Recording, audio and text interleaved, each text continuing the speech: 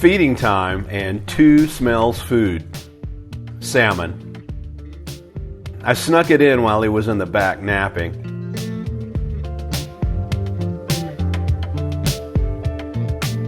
That's not it. He checks it anyway. He'll search around until he finds it.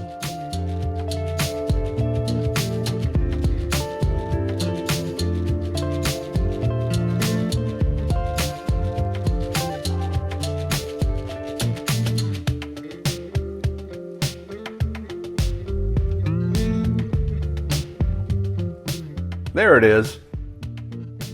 2's shell has definitely taken some abuse from somewhere. A few viewers mentioned this spot looks like a crack in his shell. I originally thought it was a scrape, but it actually does look deep.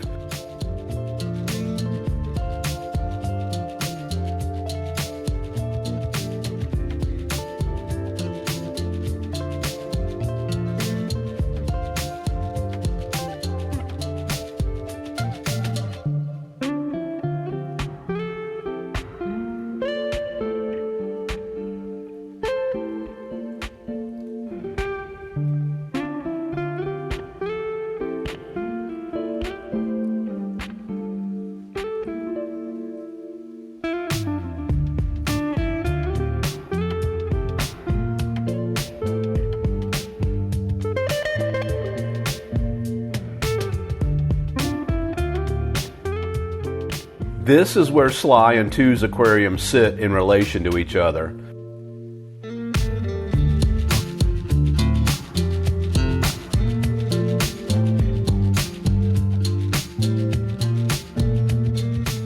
With these amazing eyes, I have no doubt Sly knows a lot about what goes on in 2's aquarium and in this room. He probably has an inventory of every cat that lives here too, both day and night.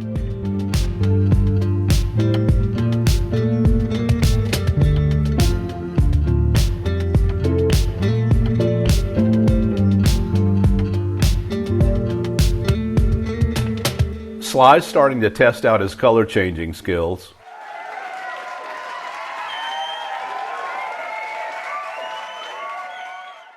I'd like to thank Brooklyn Bedding for their continued support of this channel. We've had our Brooklyn Bedding mattress for over 130 days now. That's over 130 days of excellent, healthy, satisfying sleep. We have the Sedona Elite with Glaciotex cooling. I absolutely love it, even more now several months in. It's firm and extremely comfy. A good night's sleep definitely contributes to good overall health and good energy. Go to brooklynbedding.com and take their sleep quiz. It helped me choose the perfect mattress for me, my body style and sleeping preferences. Brooklyn Bedding has a great variety of mattress types and sizes to fit your lifestyle and preferences. With your Brooklyn Bedding mattress, you get a 120-night sleep trial, along with a limited lifetime warranty. And brooklynbedding.com delivers your mattress right to your door for free within the U.S. And it comes packed neatly so you can easily maneuver it around your house and into your bedroom. The setup is super easy and fun too. This is a great way to buy a mattress. Brooklyn Bedding mattresses are designed, assembled, and shipped from their Arizona factory. Top-of-the-line comfort and quality, but without the luxury price tag. You might have seen in the news or on TikTok recently, there have been a number of health issues and lawsuits related to fiberglass in mattresses. So, we sleep easy, the rescue cats too, knowing Brooklyn Bedding doesn't use fiberglass. I love my Brooklyn Bedding mattress, and I bet you would too. Check out brooklynbedding.com/Brady Brandwood. You can click on the link below and get 30% off your mattress with code Brady Brandwood.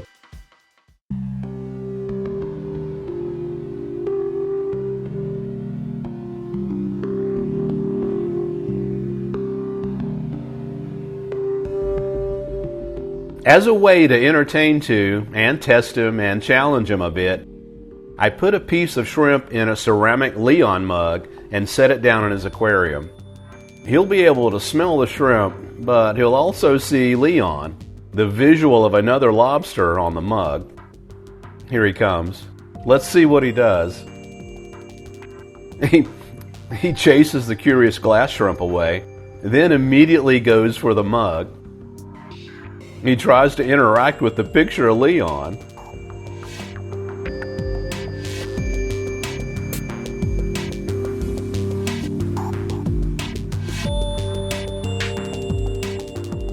Then he tries a fake out.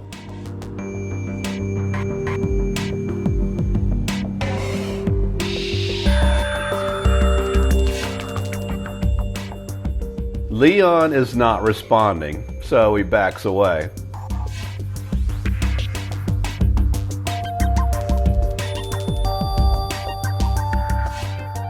Then comes back again for another try.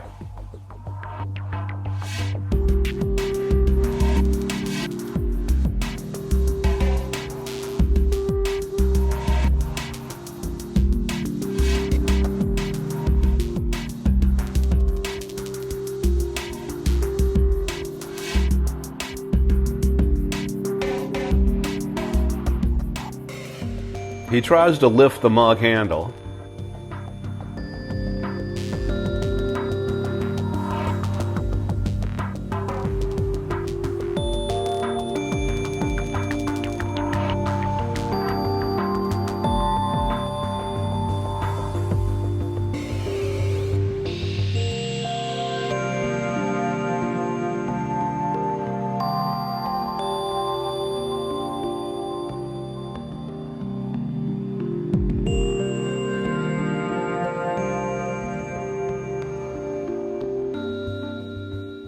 Nothing seems to be working for him, so he walks away, probably in frustration.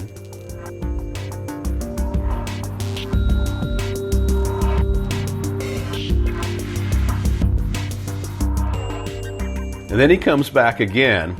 What's interesting about this is it tells us that the mug is still on his mind. He's not ready to give up yet. He keeps working with it, either trying to get a response from the lobster images he sees or trying to get the shrimpy noses in there somewhere. Maybe both.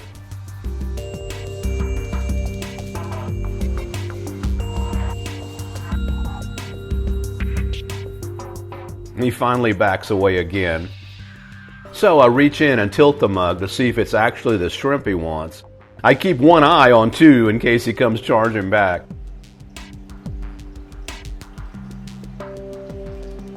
He comes back to check this strange thing out.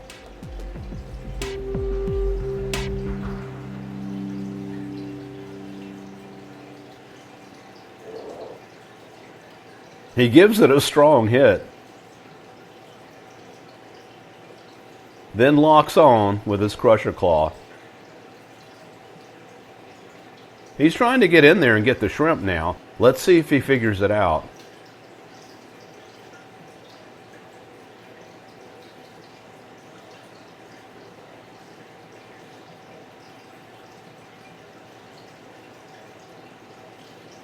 His shorter arms just can't reach far enough into the mug.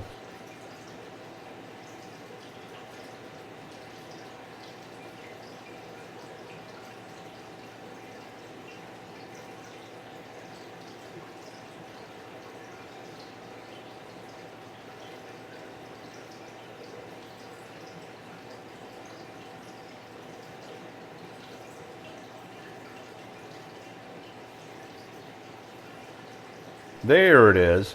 Two figured it out and walks away with the shrimp.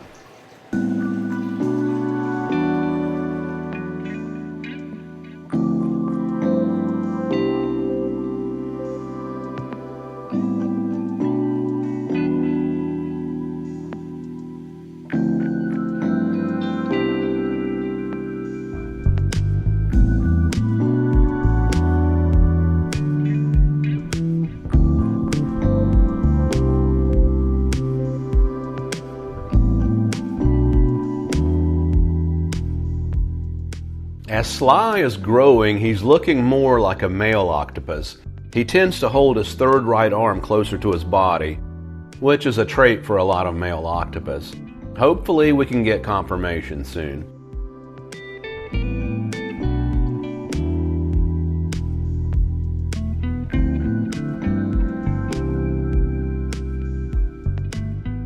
I recently added some snails to Sly's aquarium.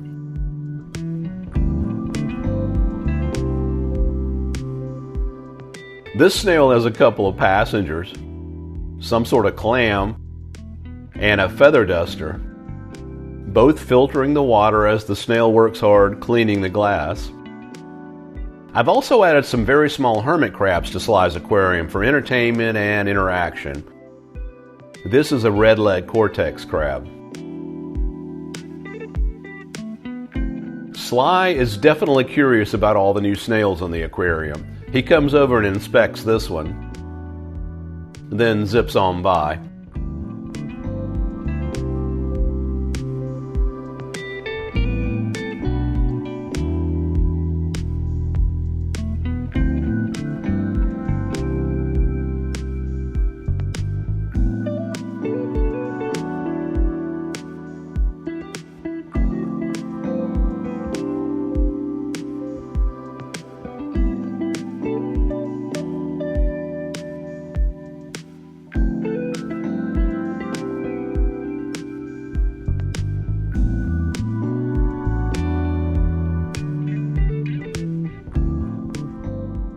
He wraps this one up, probably just for fun. This reminds me of when I was a kid and my older brother would hold a pillow over my head and I would be screaming and I would have to muster up the strength to roll out of it, survive and thrive.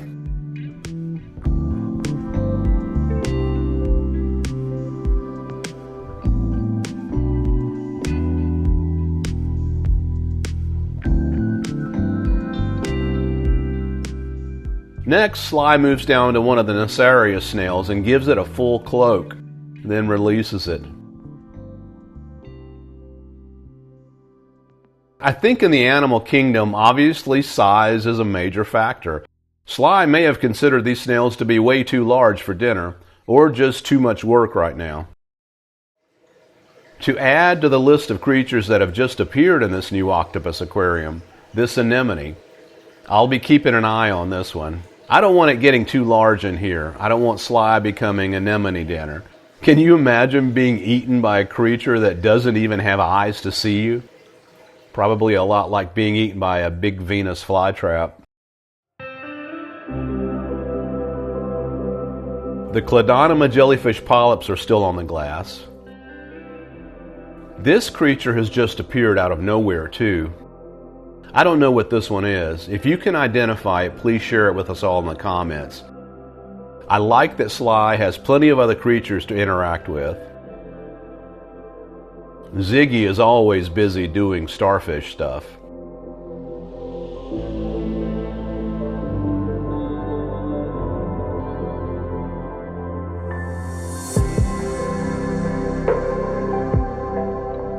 And hanging out with new friends.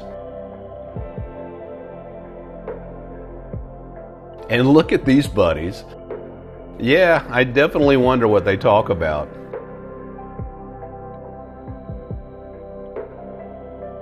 To be sure, Ziggy and the smaller creatures in here are fed.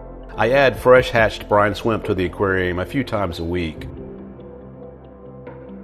To entertain Sly and myself, I put this glass vase in his aquarium just to see if he acknowledges it.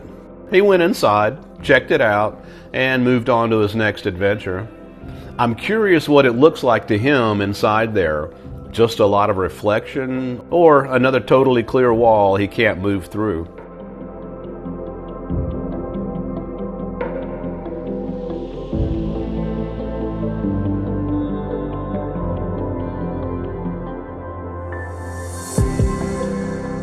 Some viewers have asked what I've done to safety-proof Sly's aquarium. Two big modifications were, one, putting a finer mesh cover over the water exit, and also building up any gaps with silicone. And otherwise, hopefully he'll be content in his little world, his safe space, and be content to hang out with us all.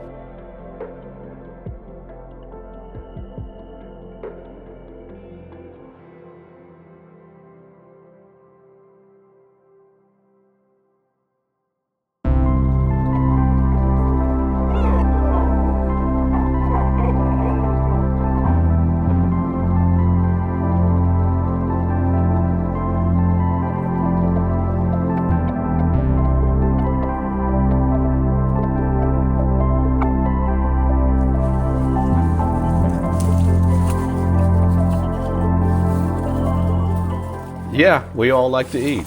And the leftover food in the chicken coop was too irresistible for this male cardinal, so it was now very full and stuck inside. And of course, if anybody's getting food, the squirrels know about it.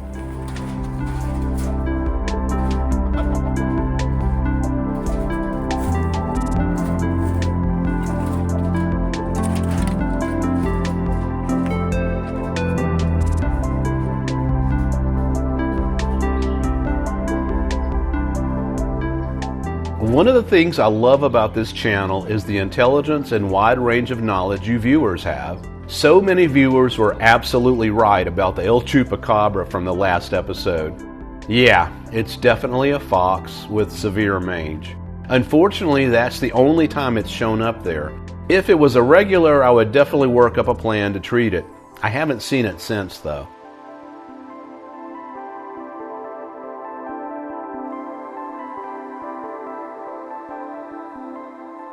For new viewers, this 125-gallon aquarium was Leon's second aquarium before he was moved up to the 200-gallon aquarium.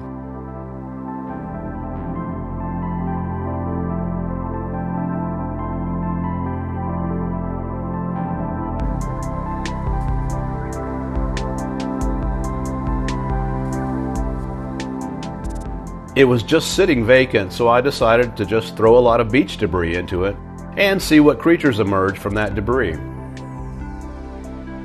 Beached wood, seagrass, old shells, all washed up on the beach and destined to fry in the sun.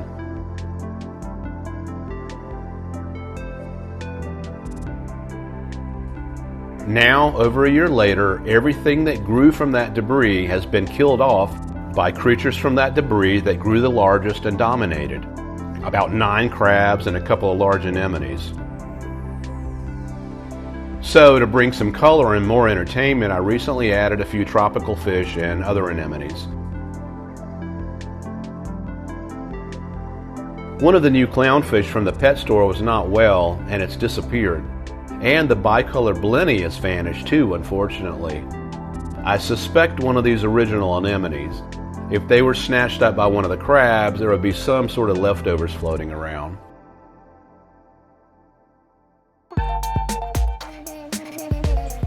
This new yellowtail damselfish is working on some sort of project, picking up chunks of crust coral and moving them away and spitting them out, building some sort of tunnel or cave, maybe a nest.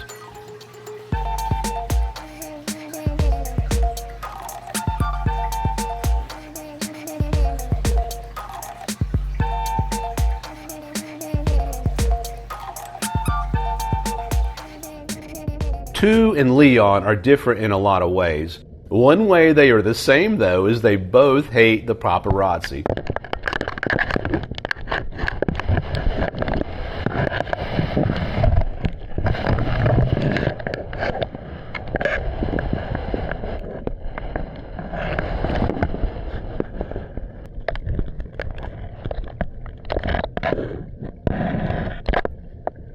Tu will knock a camera out of his face and spit on the photographer just as fast as Leon did.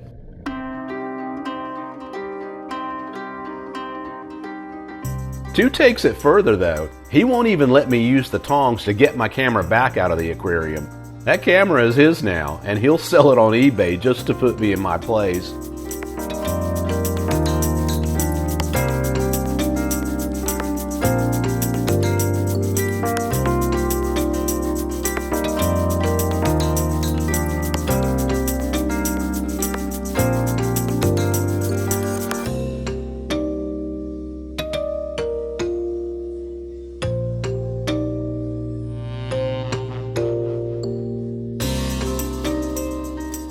Tu-Man, that's my camera.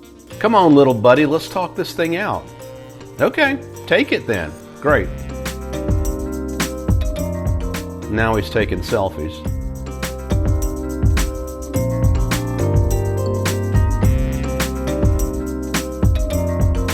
I try to work smarter here and efficiently. Both the 125-gallon rescue aquarium and Sly's aquarium produce a lot of algae. Tu's aquarium is much colder, so it doesn't produce much. So when I clean the other aquariums, I give Tu the algae to munch on. He's like a kid with a big ball of cotton candy at the local carnival. I'm always fascinated with what being in the wilderness brings me mentally. And awe and such positive energy. That water drops off 100 feet down a rock cliff. It's crazy to think where it goes from there, to one of our oceans eventually. And even as high up as I am today, somebody was here before me, living their life. And here I am on a beautiful day looking at what they left behind.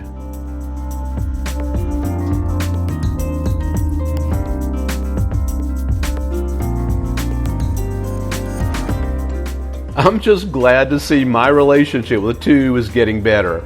I think we're becoming close friends.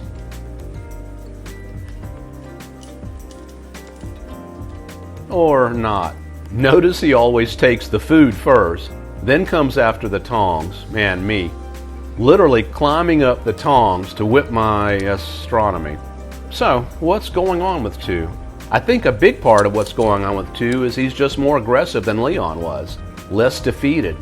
He wasn't as sick and desperate as Leon was when he was rescued. And Tu doesn't take much crap. In the next episode, you'll either enjoy it or you'll maybe be freaked out by it. A lot has happened here in the past few days, and we'll take a look at Leon's body, the one he wasn't able to molt from. And we'll compare it to Tu's first molt here. A huge, huge comparison. If you've enjoyed this video, please like and subscribe.